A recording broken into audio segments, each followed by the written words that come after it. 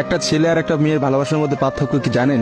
একটা মেয়ে একটা ছেলেকে পাগলের মতো ততক্ষণ পর্যন্ত ভালোবাসে যতক্ষণ পর্যন্ত না সেই মেয়েটা ওই ছেলেটার থেকে ভালো কাউকে পায়। আর একটা ছেলে যখন একটা মেয়েকে ভালোবাসে, তাকে যদি পৃথিবীর সব থেকে সুন্দর মেয়েটাকেও এনে দেওয়া হয়, তবু ওই ছেলেটা তার সেই ভালোবাসার মানুষটাকেই চয়েস করবে। এটাই হচ্ছে একটা ছেলে আর একটা মেয়ের ভালোবাসার মধ্যে পার্থক্য।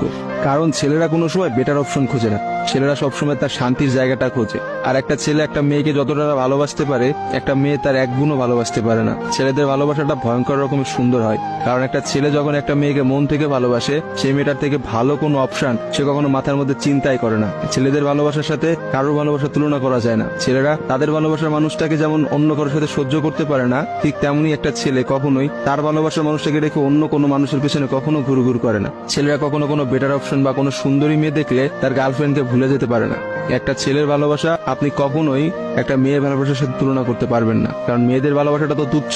তারা একটু ভালো অপশন পাইলে, তারা একটু ভালো কাউকে পাইলে, বাইরে যেখানে দেখবে যে টাকা পয়সা আছে এমন কোনো জায়গা পেলে মেয়েরা সেখানেই ছুটে। তারা তাদের ভালোবাসার সম্পর্কটাকে ভুলে যেতে কোনো সময়ই নেয় না। একটা মেয়ে যত সহজে একটা ভালোবাসার সম্পর্ক ভুলে যায়, একটা ছেলে কিন্তু অত সহজে তার ভালোবাসার সম্পর্কটাকে ভুলতে পারে না। আপনি একটা জিনিস খেয়াল করে দেখেন তো, রাস্তার মোড়ে মোড়ে কতগুলা পাগল ঘুরে বেড়ায়। যে পাগলগুলোর মধ্যে ছেলেরা বেশি না মেয়েরা বেশি?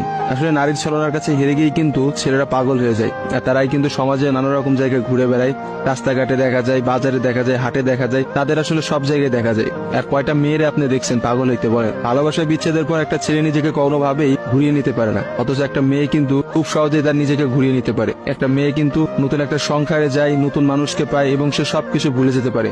আসলে ভাই, নারীদের ছলনা বোঝার ক্ষমতা না ছেলেদের এখনো হয় নাই। একটা কথা আছে, ইতিহাস কিন্তু সাক্ষী যে নারীরা কিন্তু চরম ছলনাময়ী। আপনি কখনোই একটা নারীর ছলনা ধরতে পারবেন না। একটা ছেলে কখনোই একটা নারীর ছলনা বুঝতে পারে না।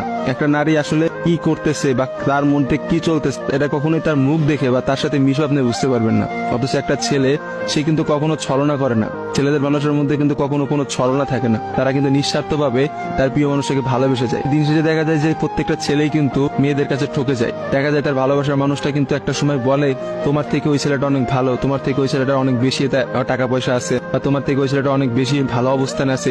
এইসব কথা বলে কিন্তু একটা মেয়ে খুব সহজে একটা সম্পর্ক নষ্ট করে দেয়। কিন্তু আপনি কি দেখাইতে পারবেন যে কোনো ছেলে কোনো মেয়েকে বলছে যে তোমার থেকে ওই মেয়েটা অনেক ভালো, বা ওই মেয়েটা তোমার থেকে অনেক ভালো অবস্থানে আছে, আজকে আমি তোমাকে ছেড়ে দিচ্ছি ওর কারণে? কখনোই দেখতে পাবেন না।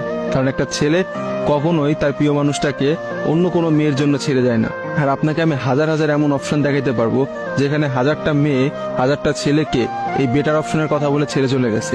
মেয়েরা ভাই বড়ই স্বার্থপর হয়, ওরা যেখানে একটু স্বার্থ খুঁজে পায় সেখানেই চলে যায়। কিন্তু আমি দিন শেষে একটা কথা বলতে চাই, কোনো মানুষকে ঠকিয়ে কেউ কোনোদিনও সুখী হতে পারে না।